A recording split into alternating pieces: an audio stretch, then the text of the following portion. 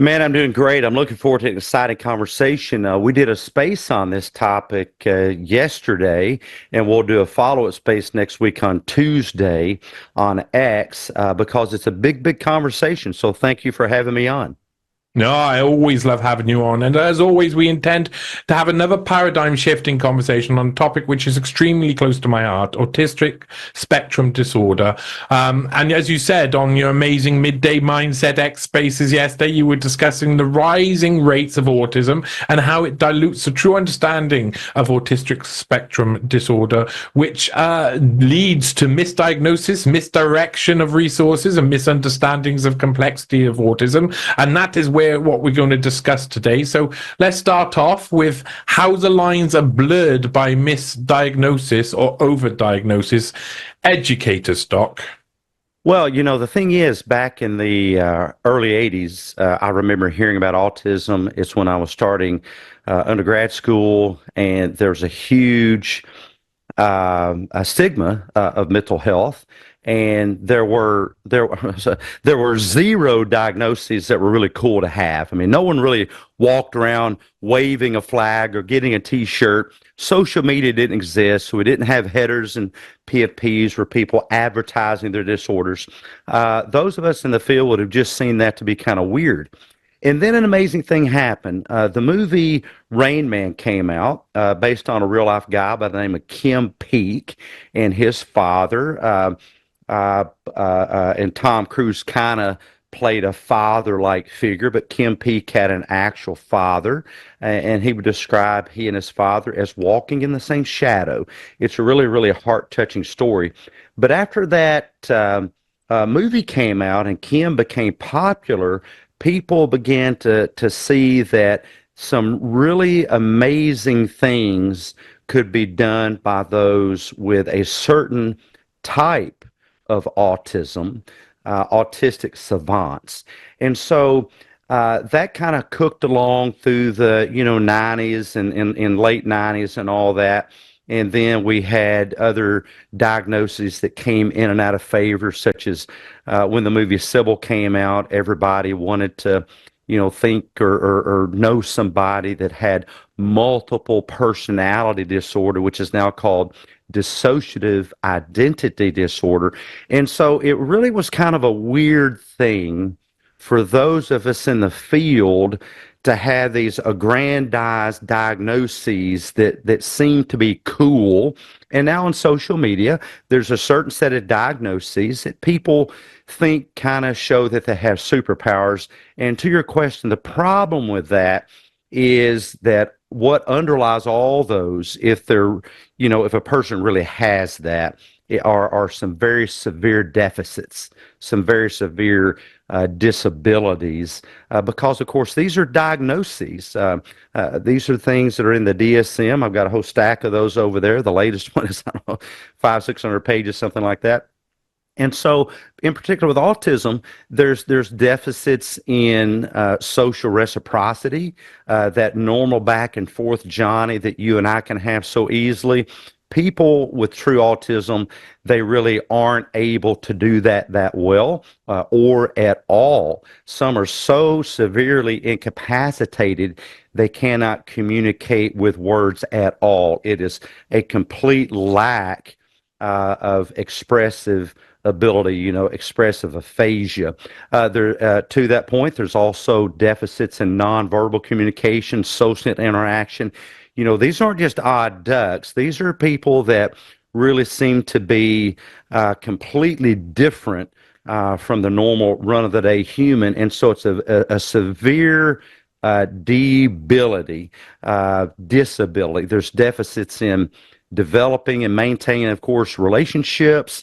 There's these strange, restricted, repetitive patterns of behavior, different interests, strange interest, and stereotypical, repetitive motor movements that make no sense.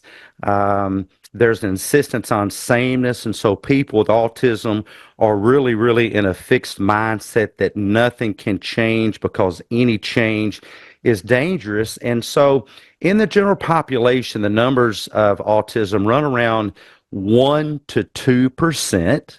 I think that it is actually many times overdiagnosed for the very problem that it's often not clinicians doing the diagnosis. It's Hmm. teachers diagnosing people, it's parents diagnosing people. And the biggest problem are people diagnosing themselves through lack of understanding and thinking that it's just a cool diagnosis and it means that they have a superpower. And so I think it's closer probably to 1% of the general population. Of that, about one quarter are women and about three quarters are men. And then that's across the whole range because some people with autism do fall in the range of a normal to low normal IQ. Very, very few.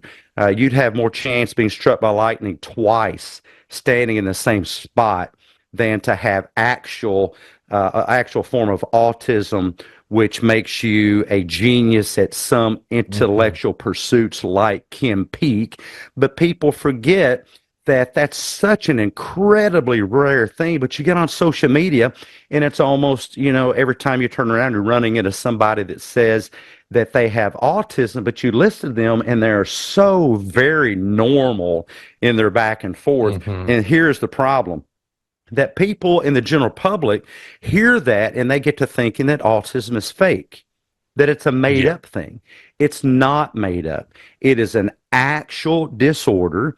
And my beef with this, my passion for this is I think it is disrespectful to those who actually have a real diagnosis of autism for people using that disability as a marketing technique on social media or other platforms, because then voters hear about that and they Hmm. see that it's really kind of empty air. It's really kind of, you might call it fakery or something, because then politicians hear about it and then the purse strings get tightened and the people with Yeah. actual autism do not get the funds or the services that they so very richly deserve.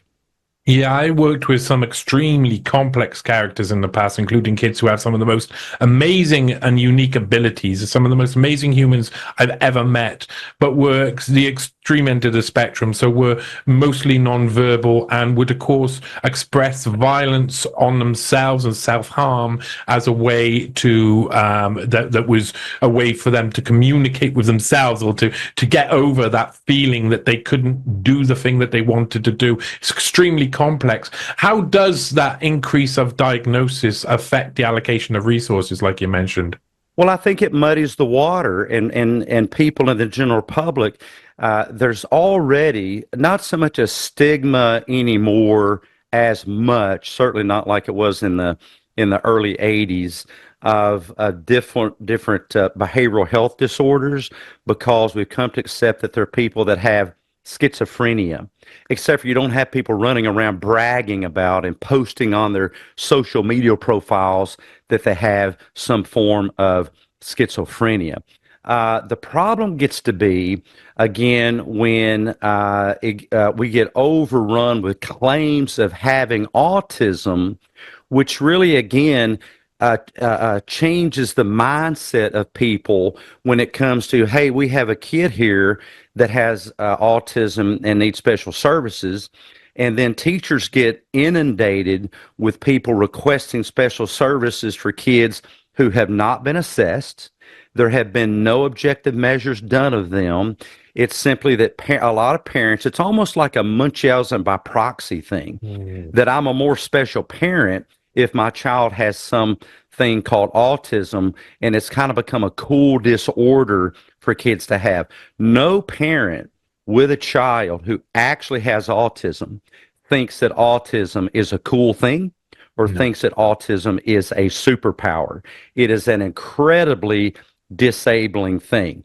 And so the problem gets to be, again, that we have programs like individualized education programs, and in the states at least, other laws and regulations that get kids special services. And this actually bleeds over into college because parents and kids have come to know how to game the system, that all you have to do to get extra time on a test, to be able to get a makeup test, to be able to be given special considerations, is just claim some type of disability. And a lot of places are taking that at face value because it is so legally risky to challenge somebody when they claim to have a disability.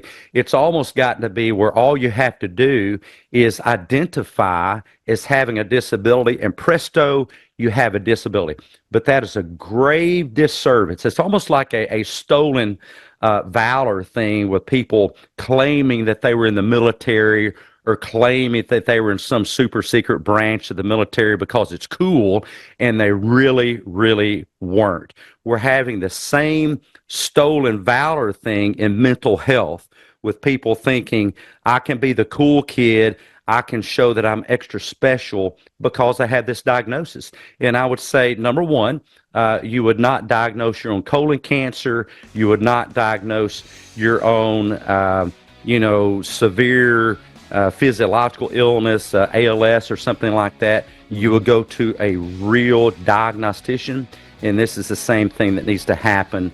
And so people stop using as a marketing technique that they have some type of autistic savantism, because again, that is so incredibly rare. Mm-hmm. Just think of how much of a chance there is of having that. If maybe 1% of 8 billion have it, what are the chances you're going to run into that 1%? And if you're a female, it's only a quarter of that 1%. If you're a male, it's 3/4. But in that, the percentage that actually has the genius level is incredibly small.